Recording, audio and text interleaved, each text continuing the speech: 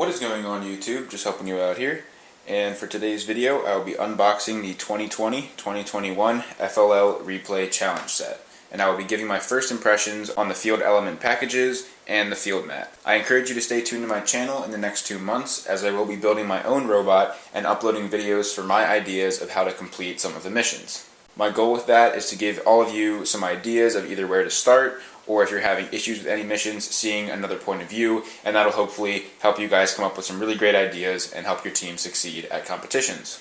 One little thing that I would like to say for rookie teams is in these challenge sets, just to give you a little expectation, you should find the field mat. There will be an instruction page that'll tell you where you can find the build instructions, a sheet of dual lock so you can stick the field elements down to the mat, and finally, you will have a series of bags that will have labels on them. And sometimes there are also loose parts and bags that don't have any labels on them. Typically, these bags are labeled with a number, and each number corresponds to a certain section of the building instructions. So say you have bags labeled 1, in the building instructions you will have a section that says for bags 1.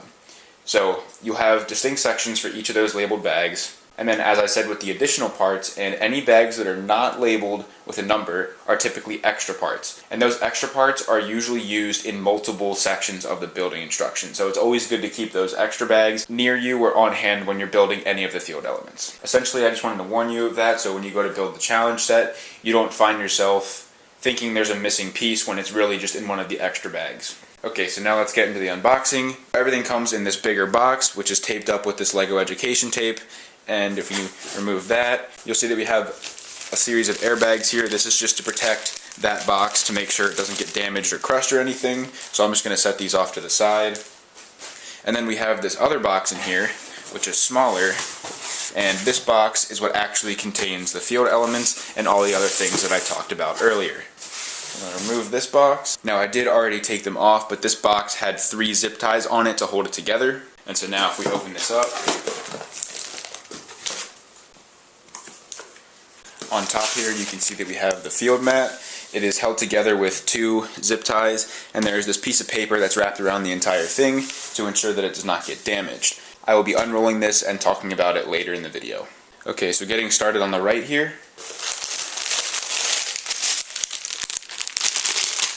As I mentioned before, here you see that these 2 bags are labeled number 1. In this bag, it looks like we have some of the smaller and flat brick pieces. And in this one, it looks like we also have brick pieces, but they are much larger and thicker than the other ones. Moving on to the next set.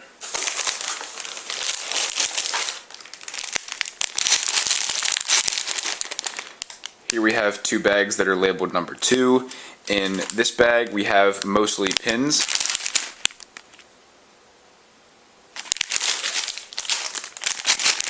And in this second bag, we have a lot of these plate-looking pieces, and there's also a lot of beam-like pieces. Now moving on to the next set.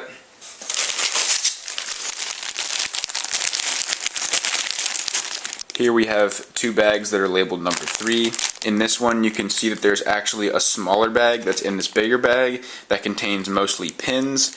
And on the outside of that bag, you can see that there are some axles, some pins, and some smaller beam-like pieces.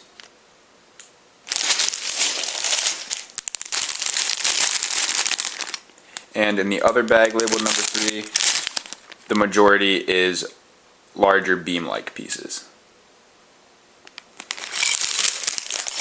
Now moving on to the next set.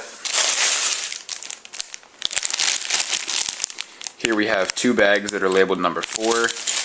Again, in this bag you can see there is a smaller bag inside the bigger bag, and that contains mostly pins and smaller axle pieces. And on the outside of that bag you can see there are some bigger axle pieces and some smaller beam-like pieces.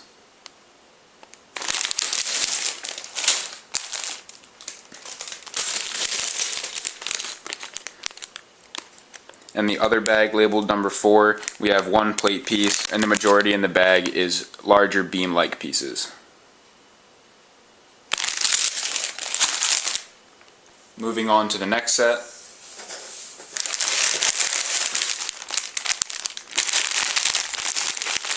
For bags labeled number 5, we actually have 3 of them. This smaller one contains mostly pins, smaller axle pieces, and some smaller beam-like pieces. This next bag has one of those smaller bags within it. Again, it has mostly pins and smaller axle pieces. And on the outside of that small bag, you can see we have some bigger and smaller beam-like pieces and also some axle pieces. And in the final bag labeled number 5, we have more of those plates, some of the larger beam-like pieces, and we also have a big turntable-like gear here. And now for the next set.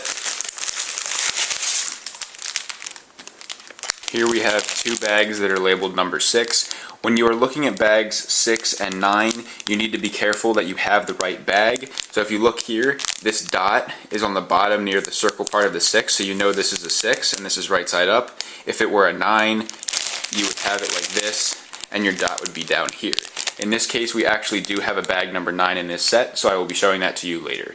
But you just need to make sure that you are cautious and know which one is 6 and which one is 9. I have seen many people in the past mix matching those bags when trying to build the challenge set. Okay, so again, we have one of these smaller pouches that again contains mostly pins, and on the outside of that bag, we again have more pins and some smaller axle pieces, and I do see a couple gears floating around in there. And in this other bag labeled number 6, it looks like we have mostly beam-like pieces, and again I do see a couple gears floating around. Moving on to the next set. Here we have just one bag labeled number 7. Again, there is one of those smaller bags in there with pins, smaller axle pieces, and then on the outside of that, we have kind of a variety of pieces. I see axle pieces, I see a decent bit of gears, I see some beam-like pieces, and there's a couple other things.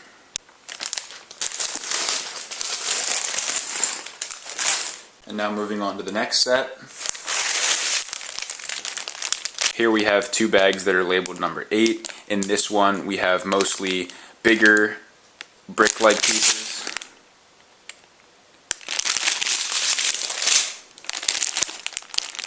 And in this other bag, it actually does have another one of those small bags in it, but that contains mostly very fine brick pieces, so like 1s or 1x2s. There's a couple studs I see, and then around it are also smaller brick-like pieces, but ones that are a little bit bigger than the ones that are contained in that smaller bag.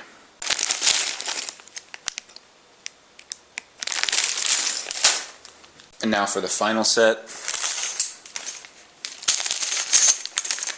We have one bag here that is labeled number 9, and it contains mostly smaller brick-like pieces. And just to show you a quick comparison, as I said before, with determining whether it says 6 or whether it says 9, if we grab one of the bags labeled number 6, you can see clearly that the one on the right is a 6 and the one on the left is a 9 due to that placement of the dot. So as I said before, just be very cautious when you're building the challenge set.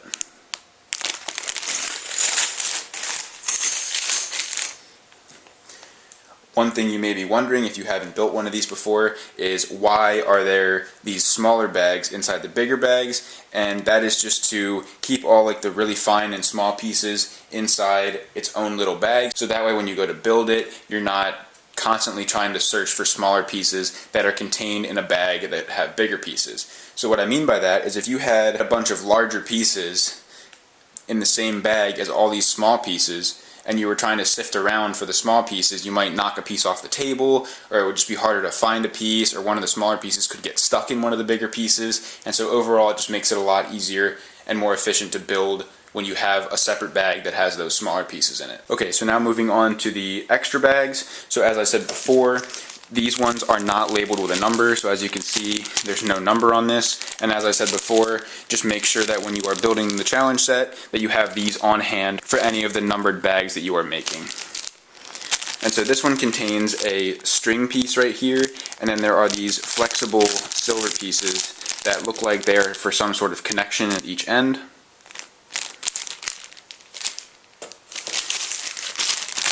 This bag right here contains a lot of these wheels. There's a big wheel rim in here, a couple plates, and some beam-like pieces.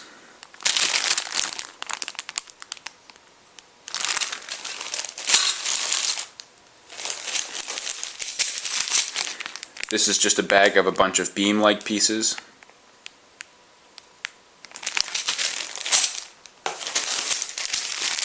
Here we have a bag of more beam-like pieces, and there are some very long axles in here, and there's also a couple of these pieces that are beams, but that also have gear teeth.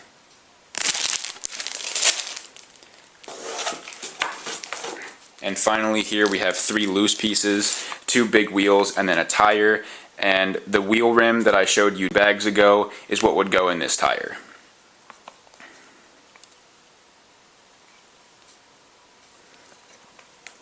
And now over here we have 2 things.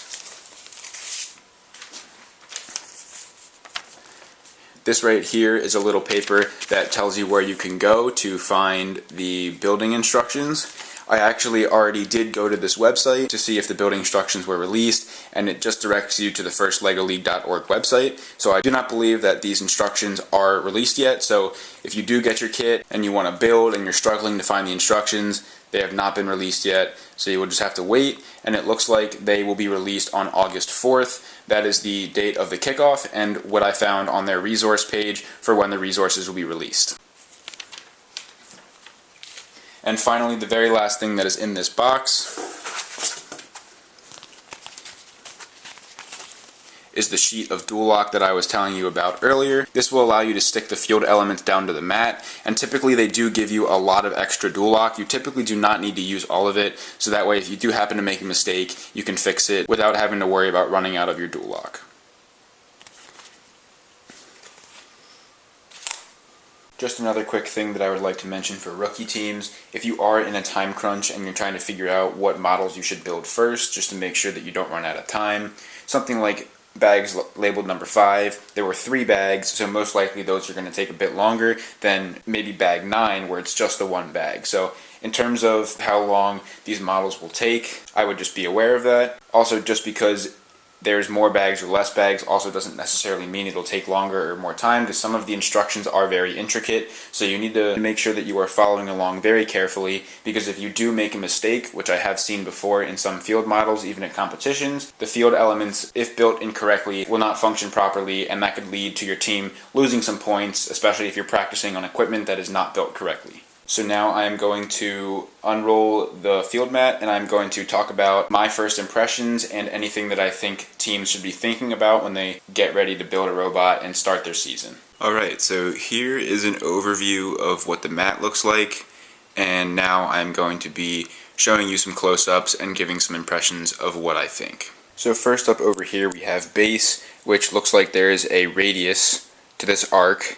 And so in previous years, all your missions will start here. Once your robot leaves base, you are no longer allowed to touch it.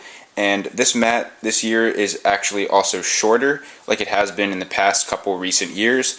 And so you'll actually have a home section over here. So this whole section of the table will be empty, and that's where you can store any of your attachments. And when your robot is done its mission, it has to come back to home before you can touch it again. So you start in base, but then you finish the mission in home. And one other thing that I noticed about this mat, especially when I was taking it out, is this surface is very smooth. So one thing that you're going to have to consider is, since it's a very smooth surface, if your robot is moving fast or it's making quick turns, it's very susceptible to slipping. And if your robot slips while you're going autonomously, that can be very bad. So both in the design and programming aspect of this year, you're going to have to consider that. One thing that I find very distinct about this mat is the fact that there are a lot of spots where you can do line following. So all these lines that have this black and white on them can be used with line following. And one thing that I find interesting about this particular year is if you come up close just to right here, there's a lot of sections where the lines are not continuous. So here you have the black line that stops here and here, so it doesn't just go straight across. Same thing up here. It's continuous to this intersection, but then there's a gap here. And also over here you have this which bends this way, but then doesn't continue this way. So you have a lot of pieces of the line following on this mat that do that, which I find very interesting, and that's something you're going to have to think about when you are building your robot and designing it. And also right here we have a section that has a little bit thicker of a black piece, so another thing you're going to have to take into consideration. And it's kind of nice that right here they have the lines connected straight up to base. Another thing in terms of sensors that I noticed with this mat is there are a lot of distinct and vibrant color sections. So as you can see, all right here is mostly green. Over here you have a lot of pink, there's some green spots, you have these yellow spots that have a blue outline. You have a big white section over here, a couple darker sections in the corner and over here, and again this gray spot right here. So I think those could be very useful things that you could have your robot detect using a color sensor. That'll help your robot figure out where it is. So ultimately I feel like the incorporation of a color sensor into your robot might be a good idea or something you should look into. A quick word for rookie teams: wherever you see these X's on the mat, that is where you will have to place your dual lock. So this is most likely where a field element will go. There's one also up there. Over here you have a couple. There's another one right here. There's a bit of a bigger one right there. Over here you have one that's in each of these yellow sections. And then finally on this side of the mat you have one right there. You have a couple spots right here. And these two sections right here, so this one and this one over here, are going to be where you're going to do the cooperation mission. So what that is at competitions you'll have two tables that are actually pushed up against each other, and there will be a field element that spans the two tables. So you have to coordinate with the team that you're competing next to in order to get the points for that mission. Over here in the southeast corner we have a section that's a little triangle that's clearly different from the rest of the mat, and typically that is used for penalty pieces. At least that's what it has been in the past year or so. So I don't know if that'll be the case this year, but that would be my first guess. And finally, the last thing that I noticed with this mat is there are 5 of these little outlines right here that kind of look like a key. There's one right there. There's one that's in the middle of where it looks like a field element would go. There's one right over there. There's one inside those arrows right there, and finally there's one over here right by this shooting star. And so I have no idea what those are going to be used for since the game is not released yet, but if you have any ideas of what you think it might be, feel free to leave it in the comments below. Alright, so that's pretty much it for this unboxing and my first impressions of the field element packages and the field mat. If there's anything else that you noticed throughout this video, or if you open up your challenge set and there's things that you noticed that I didn't, feel free to leave it in the comments below and I'd be happy to talk about it. Again, I highly recommend you stay tuned to my channel. Like I said before, the next couple months I will be building my own robot and I will be attempting all of these missions and trying to give you guys some ideas of what you can do so you can come up with your own ideas and help contribute to your team's success. So if you enjoyed the video, please drop a like, leave a comment if you have any questions or just really anything that you want to discuss, or if you have an idea for a future video. And lastly, please don't forget to subscribe and tell your friends about my channel so I can grow and help more of you guys out. I'm just helping you out. See you in the next video.